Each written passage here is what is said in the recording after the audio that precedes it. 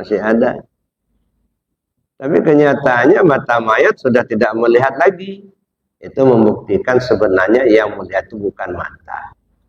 Yang melihat itu basar. Basar itu sifat Allah. Nah kalau begitu yang melihat itu ya Allah itu. Nah ini yang saya maksudkan tadi. Ya rasa Rabbani.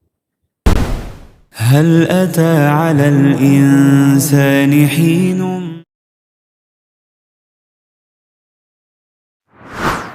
min a'lamil umuril fadail.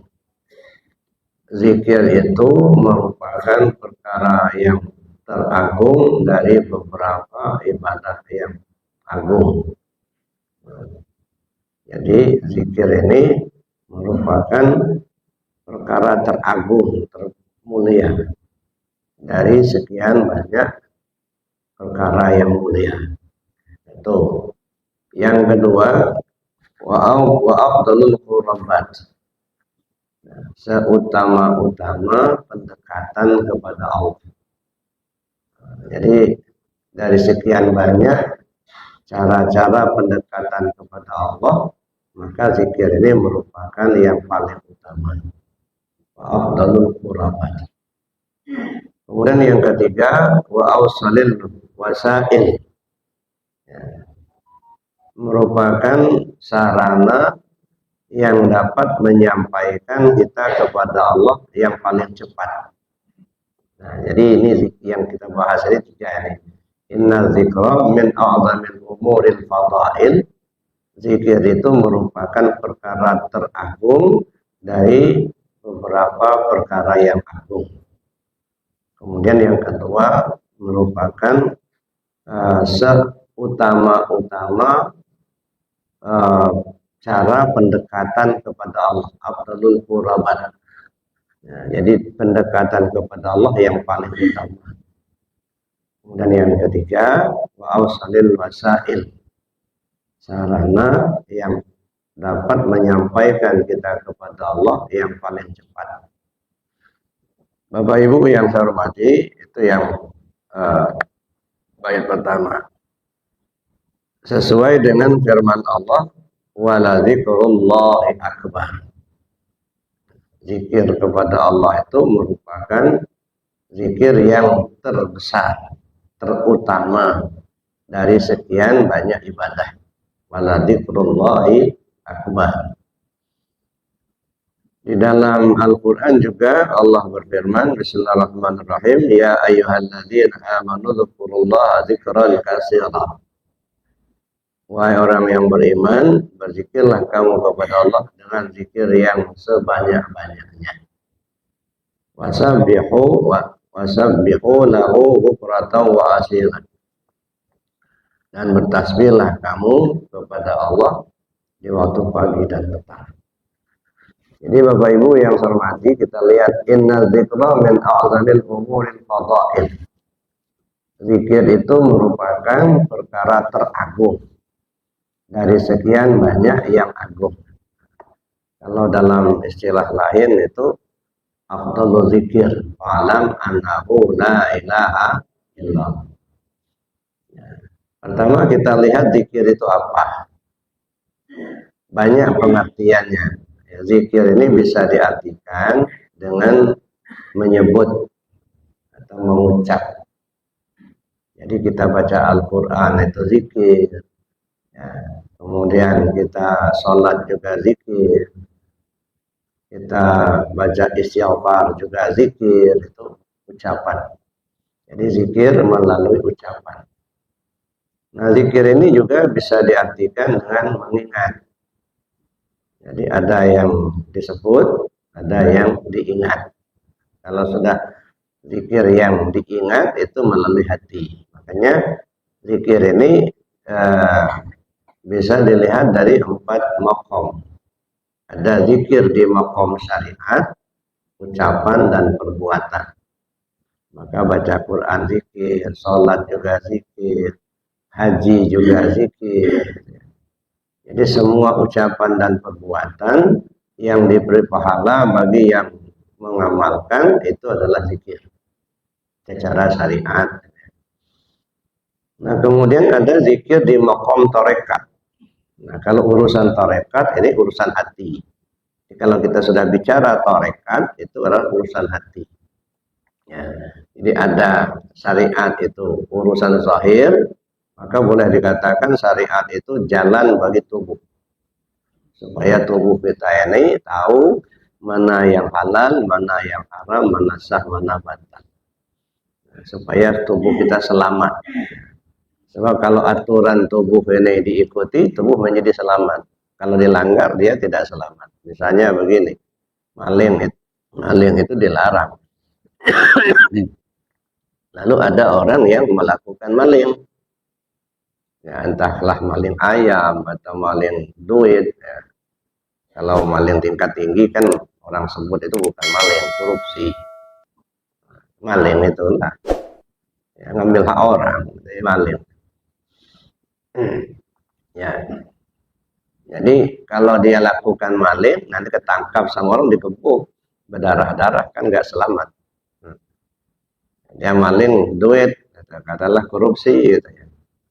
Ketahuan sama KPK, ya, tangkap, pakai baju oranye, masuk sel, jabatan dicopot, harta disita, udah kan nggak selamat jadinya. Makanya syariat itu jalan bagi tubuh, supaya tubuh kita ini selamat. Sedangkan tarekat itu jalan bagi hati, supaya hati kita ini ingat kepada Allah. Ya, supaya hati kita ini tidak merasa paling benar, paling suci. Supaya hati kita ini terhindar dari iri, dengki, hasud. Nah, makanya zikir di tingkat tarekat ini membersihkan hati. Seperti kata Nabi, likulli syai'in siqalah wa siqalatul qalbi zikrullah. Segala sesuatunya itu ada alat pembersih. Pembersih hati itu zikir kepada Allah. Jadi kalau orang nggak senang zikir, nah berarti masih senang hatinya kotor. Nah, masih senang iri, masih senang dengki, masih senang disanjung-sanjung, puja, gitu ya. Nah, itu saja. Jadi kalau zikir itu kan tujuannya membersihkan hati. Itu diantaranya. Likulli syai'in siqalah wa siqalatul qalbi zikrullah. Segala sesuatunya itu ada alat pembersih hati, itu zikir kepada Allah. Maka kita belajar tarekat itu belajar zikir, artinya kita belajar membersihkan hati. Nah, jadi kalau orang yang tidak mau zikir atau anti tarekat itu sama saja masih senang hatinya kotor. Kemudian ada zikir disebut di maqam hakikat. Ya, kalau di maqam tarekat itu mengingat, tapi kalau di maqam hakikat itu dirasa. Jadi medianya beda. Ya, dirasa. Nah, ketika kita masuk kepada rasa, nah ini rasa ini ada 3 tempat.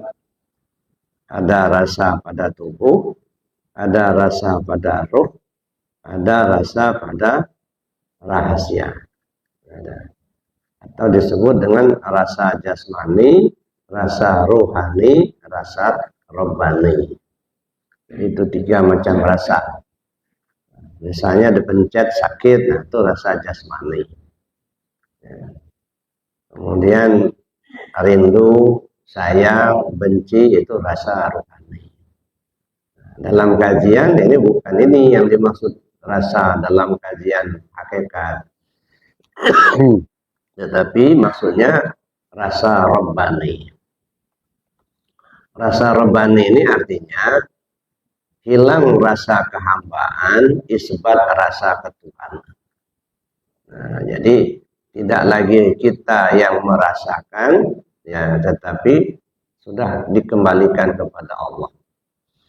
Nah, salah satu contoh misalnya, ini semakin dikaji, ini semakin apa ya? Semakin tidak lagi merasa. Nah, contohnya sholat lah. Nah, sholat ini merasa enggak kalau kita yang sholat? Bapak Ibu kalau sholat tadi merasa nggak kalau Bapak Ibu yang sholat? Merasa kan? Ya. Coba kita lihat, benarkah Bapak Ibu yang sholat? Nah, ini di tingkat hakikatnya ya. Kalau tingkat syariat ya beda. Jelas kita lah yang sholat. Ya. Nah, tapi kalau sudah masuk ke rasa tingkat hakikat, bagaimana mungkin kita yang sholat? Pakai apa kita sholat? Kita berdiri pakai kodrat Allah. Kita bisa baca ini dan itu, ilmunya Allah. Kita bisa mendengar pakai samanya Allah. Kita bisa melihat, itu basornya Allah. Nah yang punya kita yang mana? Nggak ada kan? Kok bisa kita yang merasa kita yang sholat gitu ya? Semuanya sudah punya dia semua. Kita bisa berdiri itu pakai kodrat Allah, bukan kodrat kita. Apa mampu kita berdiri itu? Dari mana kita dapat kemampuan itu? Ya, kita tidak pernah beli, kita tidak pernah bikin, tiba-tiba ada kemampuan kita. Ya, itu kodrat Allah, bukan kodrat kita. Nah kalau itu milik Allah, kenapa kita ngaku punya kita? Nah itu salah satu kelemahan kita di dalam beriktikad. Ya, bukan milik kita, tapi kita akui punya kita. Gitu. Ya, mungkin terlalu kasar kalau disebut maling. Ya, maling punya Allah. Ya. Kita baca ini dan itu. Menurut kita, kita tahu kita punya ilmu kata kita. Coba direnung, benarkah kita ini yang punya ilmu itu? Ya, dari mana kita dapat? Kalau nggak dikasih tahu sama Allah kan nggak pernah tahu kita. Contohnya aja nggak usah jauh-jauh lah. Ini warna apa Bapak Ibu? Hitam kan? Kira-kira kata Allah ini warna apa ini? Ini kan kata kita kan hitam. Kata Allah ya hitam juga. Karena kita nggak pernah tahu ini hitam kalau sebelum dikasih tahu sama Allah. Berarti kan yang berilmu itu Allah bukan kita. Coba kalau diambil lagi sama Allah nggak tahu kita. Ada teman saya dulu Bapak Ibu ya. Ini ceritanya, cerita kawan. Dia itu qari di tingkat kecamatan, juara umum tingkat kecamatan. Jadi udah bagus lah bacaannya. Namanya sudah juara umum tingkat kecamatan, juara 1 lah. Jadi rupanya dia ini pacaran dengan orang Kristen. Nah, jadi saking artinya cintanya kepada pacarannya ini, satu waktu pacarnya ini ngajak ke gereja. Nah, karena menghargai pacarnya diikutilah, duduklah di gereja itu. Nah rupanya setelah nyanyi-nyanyi itu dikasihlah minum, entah apa minumnya nggak tahu lah gitu. Ya. Pulang ke rumah itu ketika buka Al-Quran nggak bisa baca lagi, hilang semua. Alif sebesar tiang aja nggak tahu lagi. Padahal itu juara kecamatan. Dicabut oleh Allah itu ilmunya. Nah, jadi gimana kita merasa kita yang punya? Nah, kalau sudah dicabut seperti itu kan nggak tahu menahu lagi. Nah, jadi ilmu yang kita pakai itu ilmunya Allah. Kalau begitu yang berilmu Allah bukan kita. Merasa enggak kalau yang berilmu itu Allah? Atau kita merasa kita yang berilmu? Nah begitu juga kita mendengar. Apakah kita ini mendengar? Syariatnya iya, kita mendengar pakai telinga kita ini. Cuma direnung Bapak Ibu, apakah telinga kita yang mendengar? Pada hakikatnya enggak.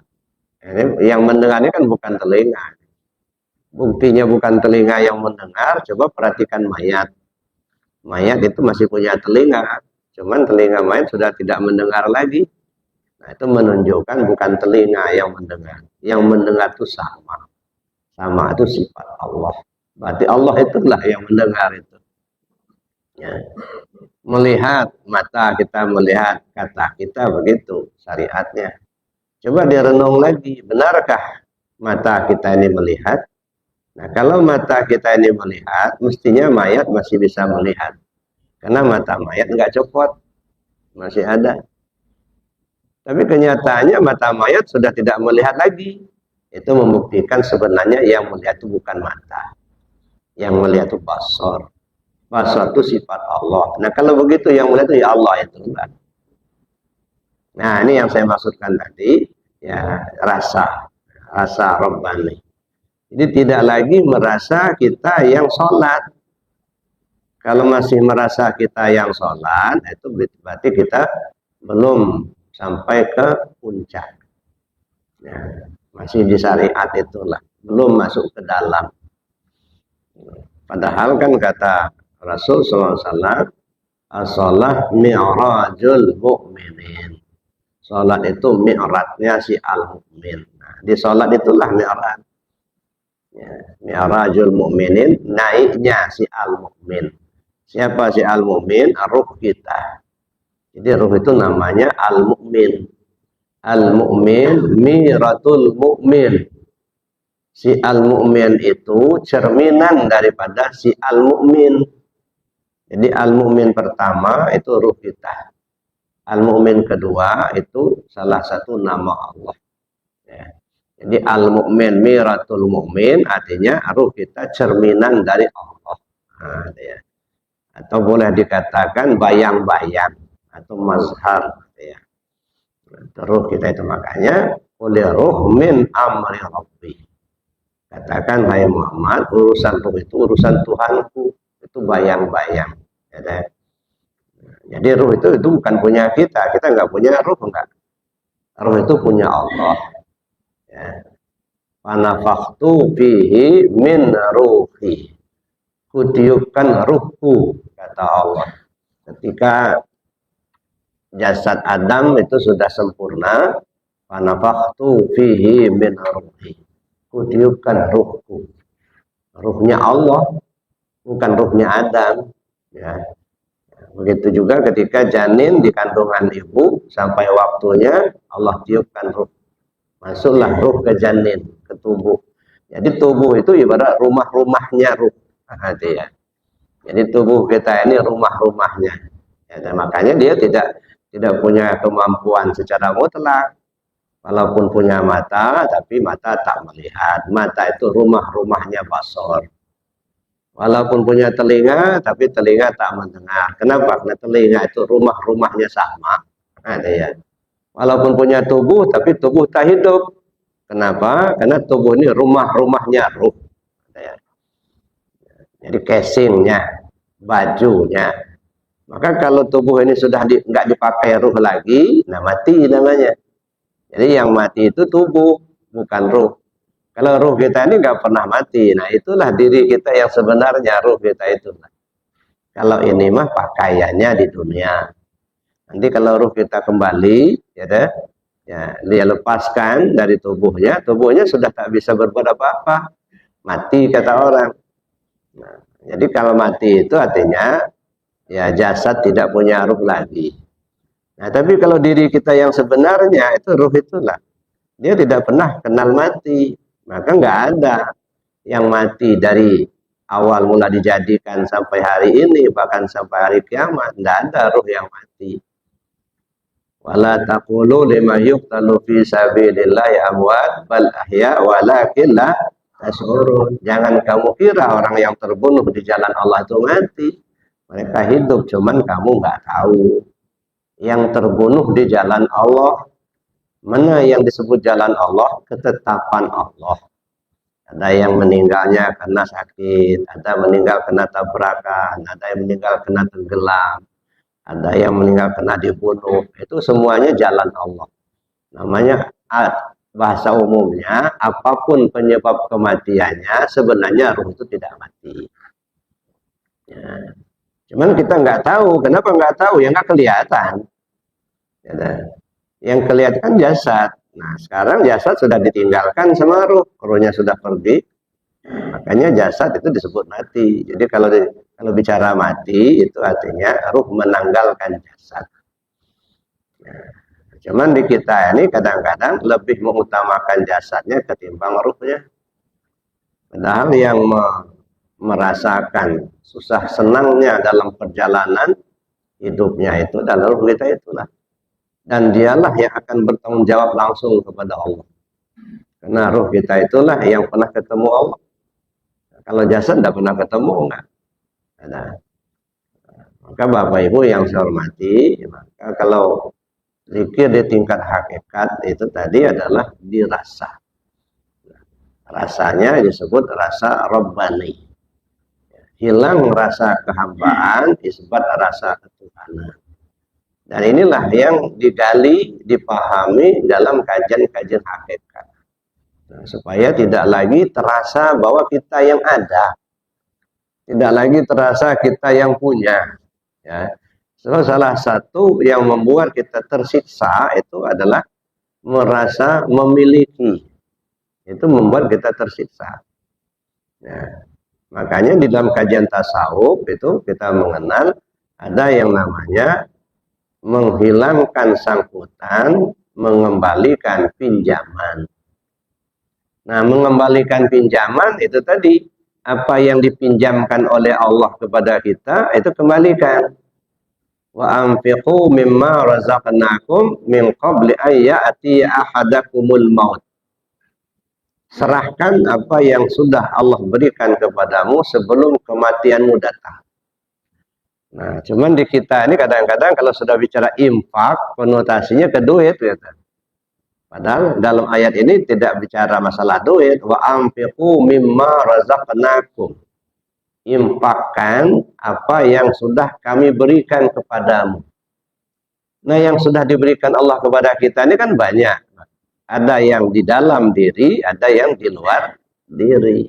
Infakkan itu maksudnya apa? Jangan akui itu punya kita. Infakkan, serahkan. Maka dalam bahasa tasawuf, la hayyun, la alimun, la sami'un, la basirun, la qadirun, la muridun, la mutakallimun bil haq illallah. Tak ada yang hidup kecuali Allah, tak ada yang tahu kecuali Allah, tak ada yang kuasa kecuali Allah, tak ada yang kehendak kecuali Allah, tak ada yang melihat kecuali Allah, tak ada yang mendengar kecuali Allah, dan tak ada yang berkalam kecuali Allah. Nah, ini namanya mengembalikan pinjaman. Kapan kita kembalikan? Min qabli an ya'tiya ahadakumul maut. Sebelum kematianmu datang. Nah, makanya mati itu tidak jaminan kembali ke Allah. Maka sering saya katakan, nah kembali ke Allah itu justru sebelum kematian datang. Kalau sampai kematian datang, ya kita belum kembali ke Allah sampai akhirnya nggak bakal balik. Jadi mati itu batas waktu untuk kembali kepada Allah. Nah, dalam Al-Quran kan disebut inna lillahi wa inna ilaihi raji'un. Jadi kapan kita kembali? Ya itu sebelum kematian datang. Bapak Ibu yang saya hormati, nah ini maka kita berusaha semaksimal mungkin ya, untuk bisa kembali kepada Allah sebelum kematian kita itu datang. Nah pertanyaannya, yang mau kita kembalikan itu yang mana? Nah, yang mana yang harus kita kembalikan ke Allah? Karena diri kita ini 4 lapis, maka 4 lapis itu yang harus kembalikan. Ada tubuh, ada hati, ada nyawa, ada rahasia. Ini kan lapisan diri kita. Kalau dalam bahasa tasawuf ada tubuh itu disebut ayan kharajiyah. Kalau ruh atau nyawa itu disebut dengan ayan sabitah. Kalau hati itu disebut dengan wujud yang am. Kalau rahasia itu disebut wujud muhad. Nah, jadi tubuh, hati, nyawa, dan rahasia. Nah ini yang dikembalikan itu. Ya. Tubuh kembali ke Allah. Apa maksudnya tubuh kembali ke Allah? Aktivitas kehidupan dalam keseharian mengacu kepada aturan Allah dan Rasul. Nah, ini yang syariat itu ya. Yang halal ambil, yang haram buang. Perintah laksanakan, larangan tinggalkan. Nah kalau itu sudah kita jalani dalam kehidupan kita keseharian, ini ibaratnya tubuh yang sudah kembali ke Allah. Tapi kalau sholatnya enggak, ya judinya masih senang, malingnya kerjakan, nah itu tubuhnya belum balik, apalagi hati. Nah, maka ini yang disebut dengan jalankan syariatnya dulu. Artinya kembalikan tubuhnya dulu ke Allah. Nah, mana yang diperintah laksanakan, mana yang dilarang tinggalkan. Yang halal ambil, yang haram buang.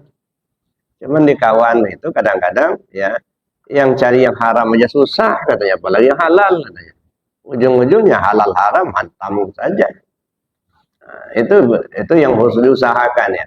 Yang pertama, kembalikan tubuh itu ke Allah dulu. Aktivitas kehidupan keseharian mengacu kepada aturan Allah dan Rasul.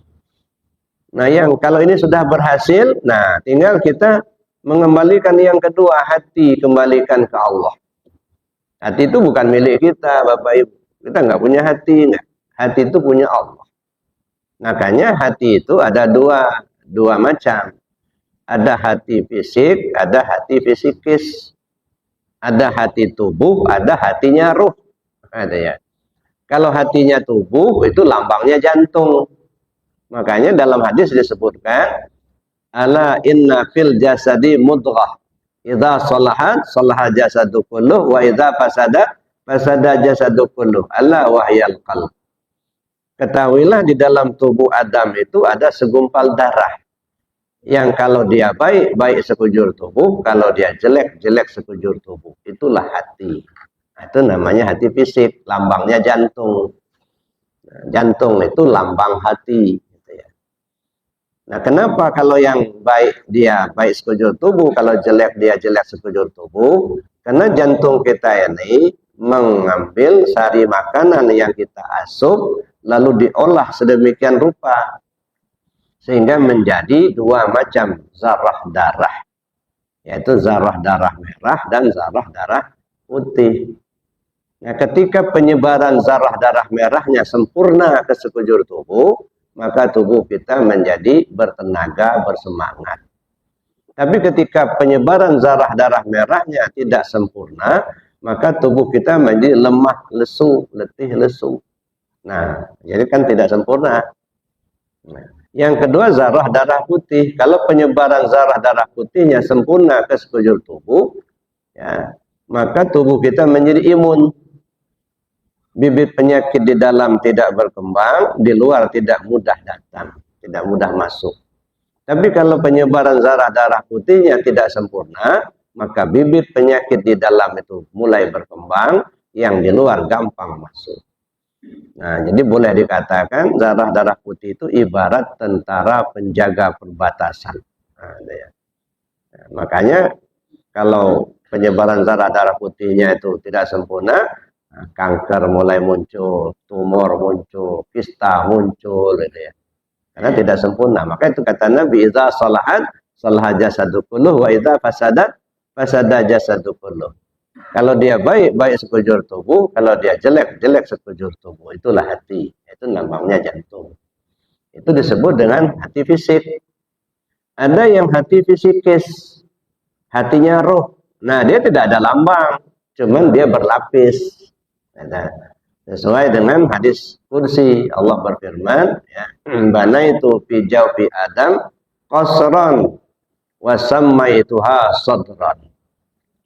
Saya bangun sebuah istana di dalam tubuh Adam itu yang kuberi nama As-Sudur. Nah, ini lapis pertama. Makanya kitab pengesabah ini disebut Miftahus Sudur. Ya, kunci pembuka hati, lapis pertama. Ada ya. Di dalam sudur itu ada qalab. Dalam qalab itu ada fuad.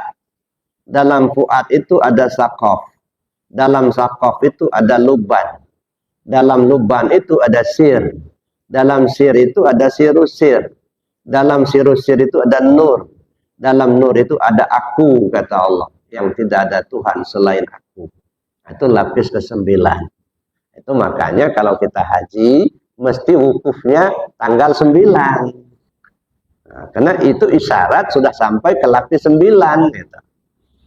Nah, wukufnya mesti di Padang Arafah. Maksudnya apa? Ma'rifat. Berhenti kepada Allah di alam ma'rifat. Ibarat kita berjalan, kata orang Padang ini, tiba di Allah mampu berhenti. Nah, kalau berjalan, kalau sudah nyampe, ya berhentilah di situ. Gitu. Ya, makanya wukufnya tanggal 9 di Padang Arafah.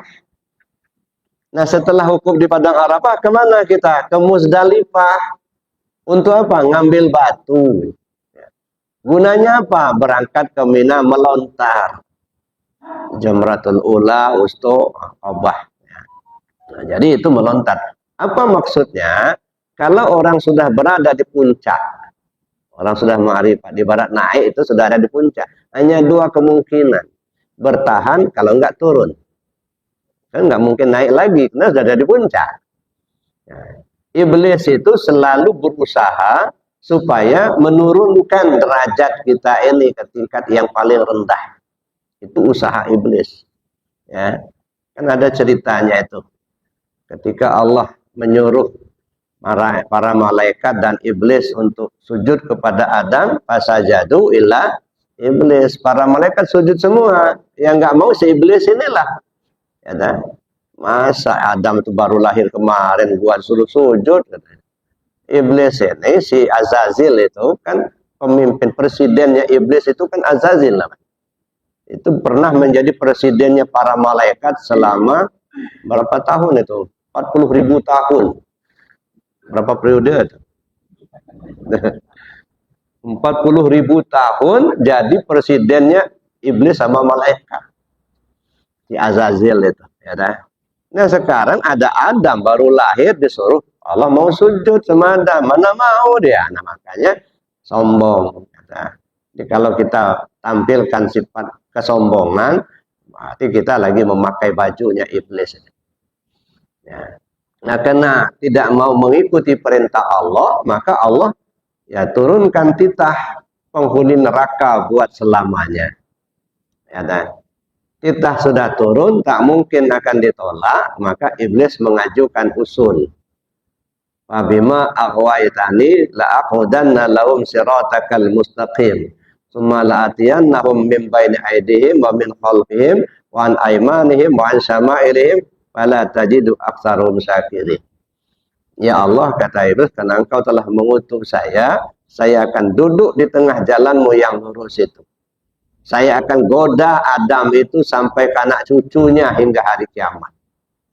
Saya goda mereka dari depan, dari belakang, dari kanan, dari kiri. Pada akhirnya hanya sedikit yang selamat. Nah, ini tugas iblis memang menggoda, Pak. Ya, nah. Jadi makanya iblis ini di satu sisi menjadi lawan, tapi di sisi lain kawan bermain. Nah, saya pernah contohkan ibarat kesebelasan Lampung main dengan kesebelasan Jakarta. Ya, kesebelasan Lampung mampu memasukkan 1 kali bola ke gawang kesebelasan lawan Jakarta. Sedangkan kesebelasan Jakarta tak pernah memasukkan bola ke gawang Lampung. Di akhir permainan yang dinyatakan menang siapa? Lampung. Kenapa dikatakan menang? Karena memasukkan bola ke gawang lawan. Ada lawan, baru dikatakan menang. Coba kalau nggak ada lawan. Pagi-pagi setelah subuh lari-lari ke lapangan, masukkan bola ke gawang 100 kali, nggak menang. Kenapa? Nggak ada lawan. Nah, begitulah iblis ini. Di satu sisi lawan, tapi di sisi lain kawan bermain. Cuman kita ini kalah terus itu.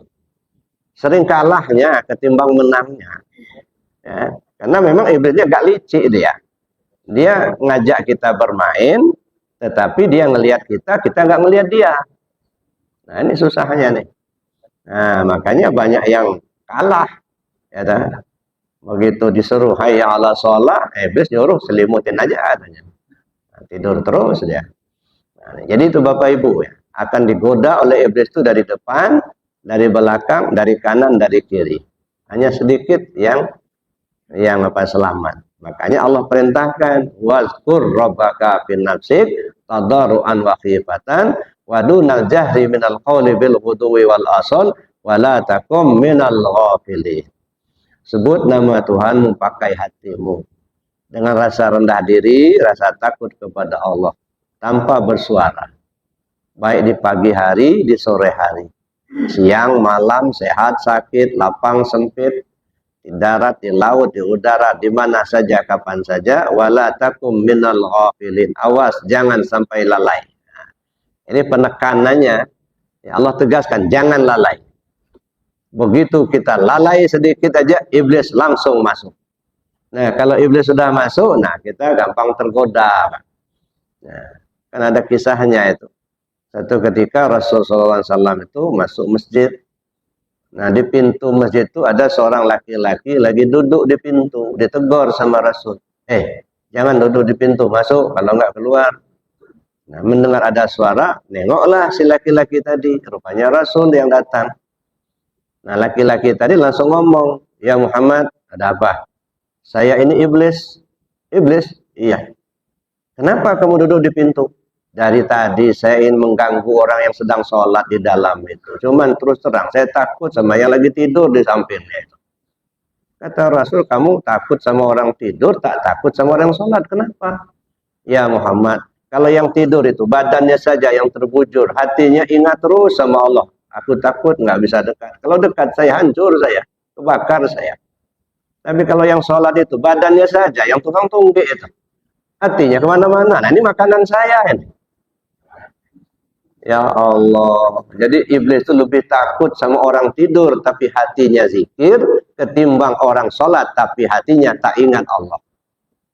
Nah, jadi itu yang makanya Allah ingatkan, wala takum minal ghafilin. Kamu jangan sampai lalai. Sedikit saja kita lalai, nggak ingat Allah, iblis masuk. Ya, kalau sudah iblis masuk, udah kita cepat tergoda. Mau kemana Pak? Mau pengajian? Di mana? Di Baitul Mukmin Begadang 5. Enggak usah, kata iblis. Ya, tidur aja. Ya, enggak, sekali sebulan ngaji sama Buya, masa nggak mau datang? Kan gitu. Udah kuat betul hatinya, gitu ya. Gimana? Nggak bisa ditolak lagi. Ya, kata iblis, ya udah berangkat aja lah. Jangan sampai nggak berangkat, Pak. Nanti ketinggalan. Apa dilepas sama iblis? Enggak, diikuti, Pak. Ya, Pak, duduklah di sini yang nyandar dikit. Gitu. Nggak dilepas sama belis itu, dilanjut. Nah, apakah udah tua katanya, pinggangnya sudah nggak kuat, nyendar. Begitu bangun, assalamualaikum, cari tempat sandaran. Nah, terus apa dilepas sampai situ? Enggak, ditungguin sama belis. Mulai dihembus-hembus matanya, sampai tutup mata. Mata sudah tertutup, telinganya ditutupin. Telinga sudah tutup, dirundukkannya, tekannya kepalanya. Supaya nggak kentarat ngantuknya, ngangguk-ngangguk. Kata Ustadz, alhamdulillah, Bapak itu ngerti betul apa yang saya sampaikan. Rupanya ngantuk, rupanya. Itulah iblis itu licik, Pak. Ya, itu yang disebut dari kanan, dari depan, dari belakang, dari kanan, dari kiri. Gitu. Awal mulanya kayaknya bagus betul, nggak taunya menggelincirkan kita. Itu iblis. Makanya Allah pesan betul, wala takum minal ghafilin. Kamu jangan sampai lengah. Sedikit saja lengah, iblis masuk. Sedetak jantung, sehembus napas tak ingat Allah, itu namanya lalai. Begitu lalai, iblis masuk. Nah, maka terus-terus hati kita itu isi dengan zikir. Ingat kita kepada Allah di mana saja kita berada. Itu zikir di dalam hati atau zikir tarekat. Nah, kalau sudah masuk ke zikir hakikat tadi, mulai dirasakan. Ya, mulai merasa. Tidak lagi merasa kita. Maka di puncak itu, Bapak Ibu ya, kalau kita mengingat Allah, ya kita berzikir kepada Allah. Awal mulanya begitu. Kita yang menyebut, ya, la ilaha illallah. Kita nyebut baca Quran, gitu ya. Ya, kita berzikir. Ya, tetapi pada akhirnya tak lagi merasa kita yang nyebut. Nah, pakai apa kita nyebut? Nggak bisa, Pak. Ya, kita bisa nyebut itu karena kita hidup. Hidup itu hayat Allah. Kalau nggak dikasih hayat sama Allah, nggak hidup. Kita nggak bisa nyebut itu. Kita mau menyebut itu, yaitu menyebut nama Allah, itu karena hati kita mau. Ya, coba kalau hati kita nggak mau, gitu, nggak mau dia. Nyebut mulutnya nggak mau, nggak. Nah, Kenapa? Karena hatinya sudah nggak mau. Nah, menggerakkan hati supaya mau itu iradat Allah. Nah, kalau sudah begitu, gitu ya, nggak ada lagi yang punya kita, nggak ada kita yang zikir. Yang zikir itu ya dia itulah. Nah, maka disebutlah az-zakir wal mazkur. Sebenarnya yang mengingat itu ya dia yang diingat itulah. Ya, cuman di tingkat-tingkat awal ya kita yang menyebut, kita yang berzikir, itu namanya kita masih belajar. Ya, tapi ketika kita sudah masuk ke puncak, nggak ada lagi kita yang berzikir. Pakai apa kita zikir? Ya, ilmu yang kita pakai punya dia, ada kemampuan kita berzikir itu kodratnya dia, kemauan kita mau berzikir iradatnya dia. Makanya disebut yang mengingat itu justru dia yang diingat itulah. Ya, maka disebut juga al-abid wal ma'bud. Yang nyembah ya dia yang disembah itulah. Merasa enggak kalau kita ini bukan kita yang menyembah gitu ya. Ngerasa enggak kalau yang menyembah dia itu. Ya. Maka disebut al-abid wal ma'bud. Yang menyembah ya dia yang disembah itu. Itu kalau sudah sampai ke puncak ya. Makanya kita ya berangkat dari awal, syariatnya dulu, tarekatnya, hakikatnya sampai ke ma'rifatnya. Jadi Bapak Ibu yang saya hormati, itu artinya di zikir tingkat hakikat dirasa. Ya. Nah, kemudian setelah kita masuk ke alam ma'rifat, zikirnya dipandang. Itu medianya beda-beda. Ya, kalau di syariat diucapkan dan diperbuat, kalau di tarekat diingat, kalau di hakikat dirasa, kalau di ma'rifat dipandang. Fa'ainama tuwalu fasamma wajhullah. Kemanapun kau menghadap, di situ wajah Allah. Nah, jadi setiap yang kita pandang, tak ada lagi terlihat selain af'al dan sifat Allah. Ya. Tapi di kita ini kan kita masih merasa kitalah yang sholat, kitalah yang membaca, kitalah yang berzikir gitu. Nah, karena kita masih merasa itu. Nah, tapi kalau sudah sampai ke puncaknya tadi, itu tidak lagi merasa kalau kita yang berbuat. Tetapi Bapak Ibu yang saya hormati, 4 makom zikir ini mesti terbawa secara simultan di dalam sholat. Nah, jadi dalam sholat itu 4 macam zikir ini harus terbawa. Nah, zikir syariatnya, kita berdiri, kita ruku, tidak sujud, lalu kemudian kita baca ini dan itu zikir syariatnya. Zikir tarekatnya, ingat hati ke Allah. Nah, makanya aqimis sholata li zikri. Kamu sholat itu ingat aku, kata Allah. Jangan ingat-ingat yang lain, kata. Nah, cuman di kita ini kadang-kadang sengaja diarahkan untuk ingat yang lain. Contohnya, maaf, mohon ampun sama Allah. Ya, misalnya, maka sering saya katakan, di satu sisi alhamdulillah kita bersyukur kalau bulan Ramadan itu kan berlomba-lomba untuk menjadikan Al-Quran 30 juz sebagai ayat dalam sholat tarawih. Ya kita bersyukur. Tapi bagi yang hafiz, Pak, yang hafal, kalau nggak hafal jangan maksakan diri lah. Ini kan nggak kepingin Al-Quran 30 juz itu tamat dalam sebulan sebagai ayat tarawih. Tapi nggak ada hafiznya. Ujung-ujungnya beli lehar yang tinggi, Al-Quran yang lebar. Imamnya baca itu. Nah khawatirnya bukan Allah yang diingat. Halaman berapa? Ayat nomor berapa? Tulisan yang diingat. Allahnya nggak diingat. Maka saya katakan, jangan memaksakan diri lah. Kalau memang hafiz, alhamdulillah, syukur. Ya, kalau nggak hafal, janganlah. Faqra' ma tayassara ma'aka minal Qur'an. Baca yang gampang-gampang aja, jangan mempersulit diri lah. Ini kepingin tamat Al-Quran 30 juz, tapi nggak ada hafiznya, ujung-ujungnya itu tadi, lehar panjang, tinggi, Al-Quran lebar. Makanya kadang-kadang panas juga kalau nggak ada AC-nya di situ. Kenapa? Kipas angin nggak boleh dekat-dekat. Kalau dekat terbang itu nanti lembaran itu. Habis itu bacaannya. Iya. Itu. Jadi yang diingat itu halaman berapa, ayat nomor berapa. Allahnya nggak diingat. Ya, kalau memang hafiz, alhamdulillah, syukur. Bahkan ada yang lucu lagi, Pak. Saya lihat betul itu. Imam itu bukannya baca itu kan yang HP.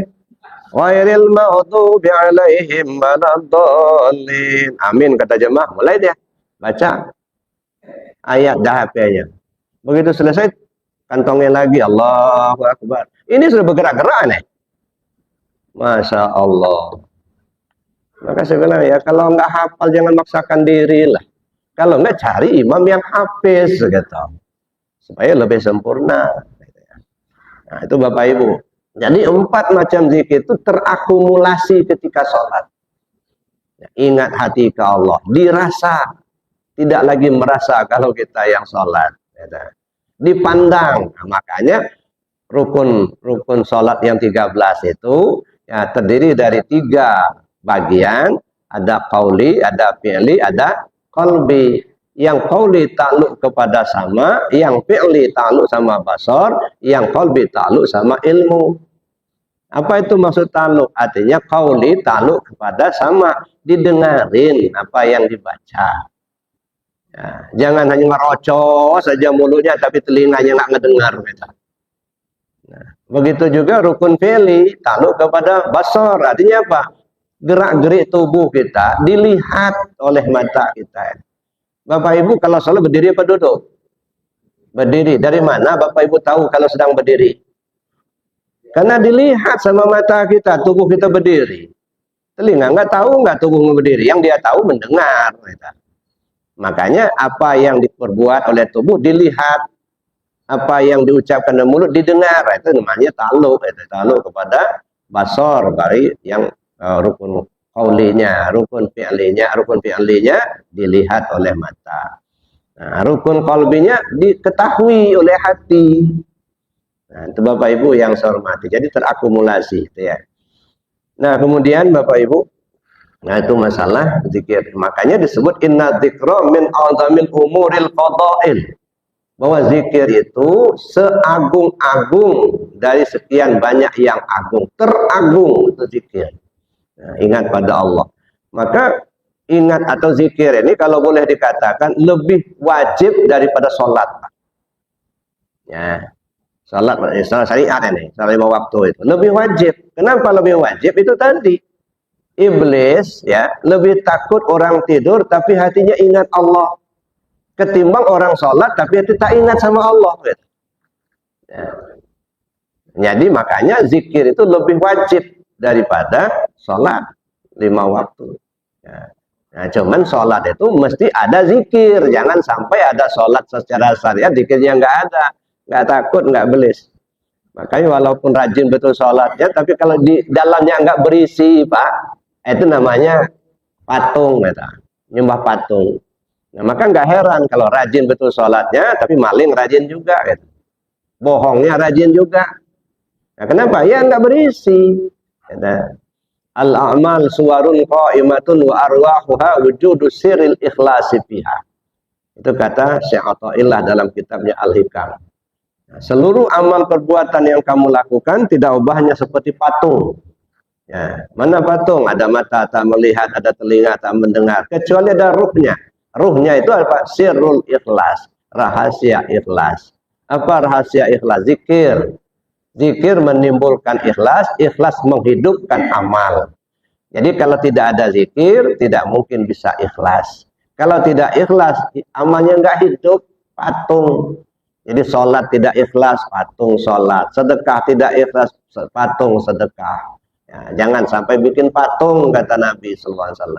Jadi Bapak Ibu yang saya hormati, itu yang pertama. Jadi zikir itu min a'zamil umuril fadail. Yang kedua, afdhalul qurabat. Ya. Pendekatan kepada Allah yang paling cepat ya. Afdhalul qurabah yang paling utama, cara mendekatkan diri kepada Allah yang paling utama. Nah, yang ketiga wa ausalil wasail ya, media cara untuk sampai kepada Allah yang paling cepat. Ingin kembali kepada Allah pakai zikir gitu ya. Jadi itu Bapak Ibu yang saya hormati, mudah-mudahan kita diberi petunjuk oleh Allah Subhanahu wa taala sehingga kita bisa memahaminya dengan sempurna. Pada akhirnya insya Allah kita semua diselamatkan oleh Allah di dunia dan di akhirat. Amin. Allahumma amin.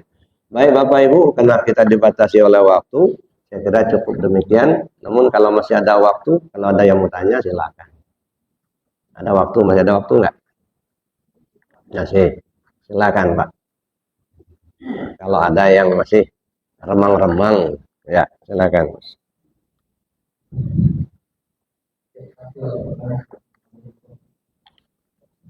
Assalamualaikum warahmatullahi wabarakatuh. Waalaikumsalam. Cara berpikir masing-masing, masuk anak-anak, bagaimana dengan beragam makhluk-makhluk lain selain manusia? Bagaimana Pak? Bagaimana cara berpikir makhluk Allah? Oh. Selain manusia itu berpikir daun-daun, naga, apa? Kita tidak tahu bagaimana penjelasan makhluk Allah. Assalamualaikum warahmatullahi wabarakatuh. Assalamualaikum warahmatullahi wabarakatuh. Yusabbihu lahu ma fis samawati wal ard. Seluruh isi langit dan bumi bertasbih kepada Allah. Ya, ya cara mereka masing-masing, Pak. Ya, kita nggak tahu cara mereka, tapi jelas, itu, ya berdasarkan ayat itu semua isi langit dan bumi bertasbih kepada Allah. Artinya mereka itu mengikuti apa yang dikehendaki Allah. Nah, mereka paham betul itu. Cacing itu kan yang lembut, Pak. Kalau nggak pakai zikir, nggak bisa dia nembus tanah yang keras. Nah, karena dia zikir itulah, maka dia bisa menembus tanah yang keras. Nah, cacing itu. Daun-daun itu juga berzikir. Nah, ini pengalaman. Berapa waktu yang lalu, saya bawa jamaah itu ziarah ke Krui. Ya, termasuklah ada Surudin Sakti di situ. Kemudian Syekh Aminullah ya di arah Pugung itu. Nah, rencananya pada hari itu mau ziarah ke makamnya Syekh Sufi Pulau Pisang, mau nyebrang laut gitu ya. Cuman karena ombaknya agak besar, akhirnya orang sampan itu nggak berani. Nah, akhirnya kita nggak jadi. Akhirnya kita ziarah ke makam Pagar Mangunan. Naik ke atas. Nah, sedang berzikir, kebetulan saya yang mimpin zikirnya. Nah, selesai kami zikir, itu ada salah seorang jamaah karena di dalam nggak muat, maka ada yang di luar. Begitu selesai zikir, saya sudah keluar, ada jamaah yang cerita, Buya katanya, tadi waktu zikir, itu ada daun yang ikut zikir sama kita. Masa iya? Iya katanya. Semuanya tenang, nggak ada angin. Tapi ada satu daun yang gini terus deh. Selama kita zikir dia goyang-goyang nih terus. Tapi waktu itu dia cerita sudah nggak ada. Nah, saya bilang benar tuh ada daun yang zikir. Mana coba tunjukkan sekarang. Goyang lagi dia. Goyang lagi. Lama goyang. Coba di video sekarang. Ada video sampai sekarang. Nah, itu sudah apa? Sudah saya bilang udah berhenti. Nah akhirnya ya itulah salah satu bukti bahwa daun pun ikut berzikir dengan cara mereka. Ya. Makanya kata Allah, yusabbihu lahu ma fis samawati wal ard. Seluruh isi langit dan bumi bertasbih kepada Allah. Nah, termasuklah dedaunan, pepohonan, termasuklah ya makhluk-makhluk yang lain, tapi dengan cara mereka sendiri, gitu ya. Nah, cara kita lain, gitu ya. Jadi artinya kalau mereka tidak zikir, Pak, tidak bisa mereka meneruskan kehidupannya. Ya. Pohon nggak bakal tumbuh kalau nggak dengan zikir. Nah, tapi ingat mereka tahulah mereka itu dengan Allah. Binatang-binatang juga begitu juga. Mereka bertasbih kepada Allah. Nah, tapi cara mereka, nah, cara kita sebagai manusia itu tentu beda. Saya kira itu Pak dalilnya saja. Tapi saya belum pernah mendengar gimana caranya ayam itu berzikir, tapi kayaknya kalau subuh-subuh itu dia bunyi, Pak. Artinya tahulah, zikir itu kan ingat, tahulah dia dengan Tuhannya. Gitu. Gitu. Ya, kalau dia nggak tahu dengan Tuhannya nggak bakal hidup dia. Nah, saya kira itu saja, Pak, dari dalil itu. Ya, masih ada satu lagi. Ya, silakan. Ya. Ya. Ya. implementasi dari ayat tadi itu, bahwa semua alat yang ada di bumi ini kan makhluk Allah dan berzikir. Ya, menurut dosen fisika, jadi mereka itu berzikir sebenarnya dengan mengikuti cara sunnatullah. Ini dikembalikan kepada Mutanedi. Ini kalau saya jatuhkan, dia tetap di atas, berarti dia tidak tunduk kepada sunnatullah. Berarti dia tidak berzikir. Tapi itu dengan cara jadi ada antara keyakinan tadi itu dengan ilmu sunnatullah itu kan semuanya ilmu Allah itu ke sana pemahaman. Ya mudah-mudahan. Ya. Assalamualaikum warahmatullahi wabarakatuh. Assalamualaikum. Jadi mengikuti sunnatullah. Apa yang ada air mengalir gitu ya. Kalau dia ke bawah dia mengalir, kalau dia datar tenang, itu mengikuti sunnatullah. Berzikir, ingat pada Allah. Ya, siapa Ji? Ini Pak dari tetapi kan dari hati itu apakah dari tadi kedengarannya manusia itu ada punya otak itu di mana ininya, soalnya tidak lupa itu dari otak, bagaimana itu Pak?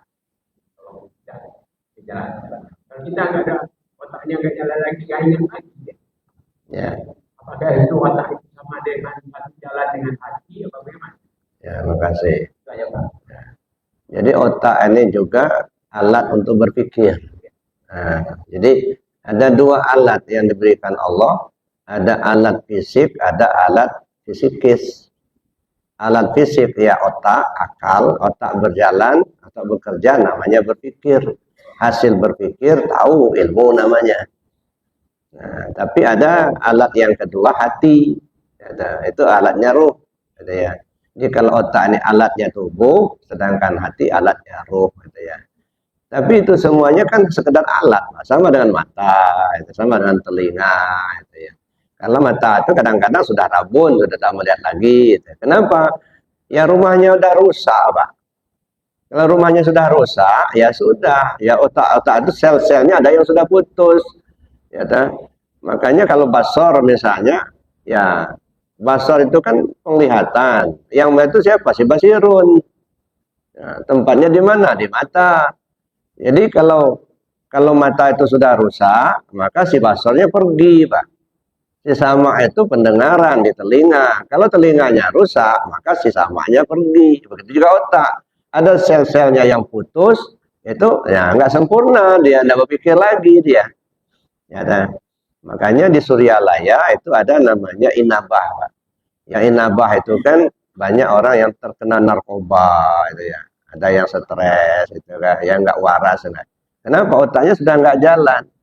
Karena banyak sel-sel sarafnya itu yang putus.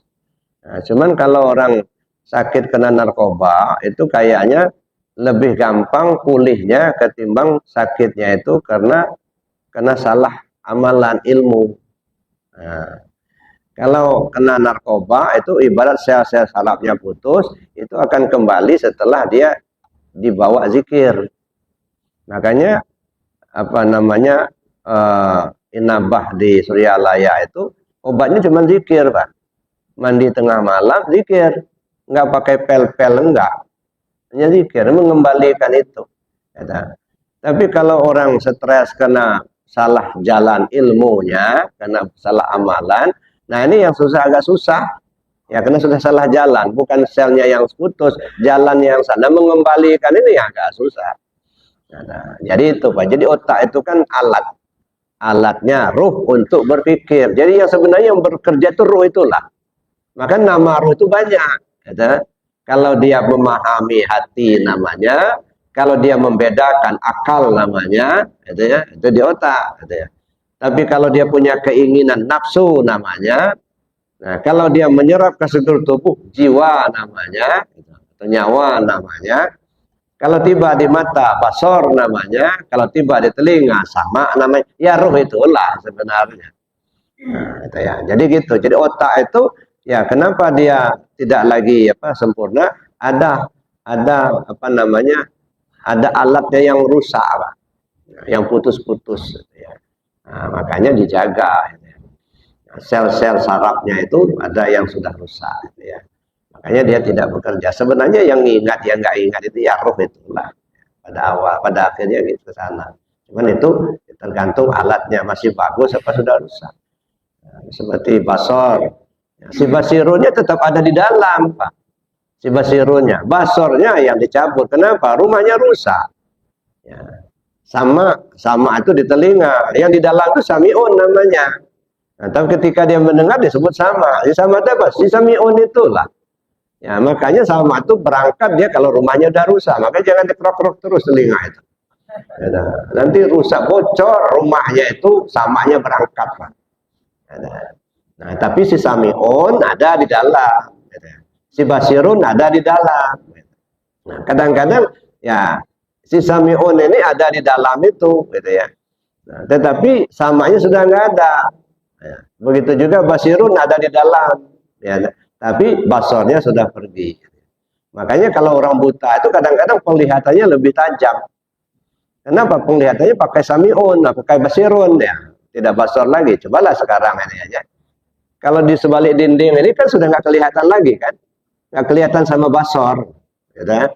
Karena sudah dibatasi oleh dinding. Coba pejamin matanya, lihat rumahnya masing-masing, kan kelihatan. Nah, itu si basirun itulah yang melihat itu. Ini pandangan basirun itu lebih jauh, lebih tajam daripada basornya. Karena dia itulah yang ada di dalam. Nah, jadi itu, Pak. Jadi kenapa blank itu ya? Karena sel-sel sarafnya mungkin ada yang putus, gitu ya. Makanya tidak boleh kita minuman keras itu. Kenapa? Itu akan membuat itu blank. Sel-sel sarafnya itu tidak sempurna lagi sehingga akalnya tidak sempurna. Saya kira demikian. Baik Bapak Ibu, masih ada? Ya. Maaf, ini ada jadi masalah otak. Oh ya. Perkembangan ilmu pengetahuan. Ah, ya. Ini ada korelasinya dengan lapisan-lapisan otak. Ya. Ya, ini masalah ilmu pengetahuan. Saya baca.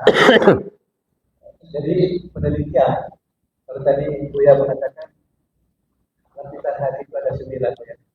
Dan ternyata sampai sekarang ilmu pengetahuan itu membuktikan bahwa lapisan akal di kiri otak ini itu sampai 8, bukan 9. Yaitu ada namanya alfa, beta pernah dengar ini, gamma, supragamma itu ternyata itu Pak. Itu korelasinya dengan 40. Jadi dengan ilmu pengetahuan semakin canggih sekarang, lapisan otak level-levelnya kemana pemahaman tadi penghayatannya semakin meningkat. Sehingga sekarang ini ilmu pengetahuan sudah bisa mendeteksi berbohong apa kita ini berbohong apa tidak. Nah itu dari direkam. Nah, jadi penelitian itu membuktikan bahwa ilmu pengetahuan itu bisa menemukan lapisan otak itu juga berpikirannya. Nah, dan ini dengan adanya alat deteksi di saraf kepala lalu dilihat di monitor. Nah, sehingga ada level-levelnya itu ada berapa skala F, dan wah ini katakan. Tapi gitu ya. Jadi nama semua inilah kemampuan Allah Maha Kuasa menciptakan yang namanya otak, akal, itu semuanya. Terima kasih, mudah-mudahan ada terima kasih. Salam. Terima kasih Pak Haji. Nah ini, jadi itu sesuai dengan pengetahuan memang Bapak Ibu ya. Karena Al-Quran disebutkan itu. Ya, allama bil qalam, allamal insana ma lam ya Allah. Mana qalamullah? Allah mengajarkan manusia dengan qalam. Qalam itu pena. Mana pena? Ya ini otak kita ini kan penanya Allah. Nah, jadi otak kita itu penanya Allah. Jadi kalau begitu Allah mengajarkan manusia itu dengan kolam, dengan pena. Penanya Allah ya otak kita ini. Jadi sebenarnya yang tahu itu Allah. Maka Allah membuktikan. Jadi apa yang ada di teknologi sekarang ini sebenarnya pembuktian. Ya, contohnya ya, dulu ya belum ada HP ini belum. Kalau ngelihat ada orang ketawa-ketawa pinggir jalan, gila kata kita. Orang ini gila ketawa sendiri-sendiri pinggir jalan. Sekarang banyak apa yang ketawa-ketawa pinggir jalan. Cuman dia pakai HP gitu. Dia ngedengar kawannya ngomong di seberang sana pakai HP, ketawa-ketawa sendirian dia. Kita nggak katakan gila karena ada HP. Dulu katakan gila karena nggak ada HP. Gitu.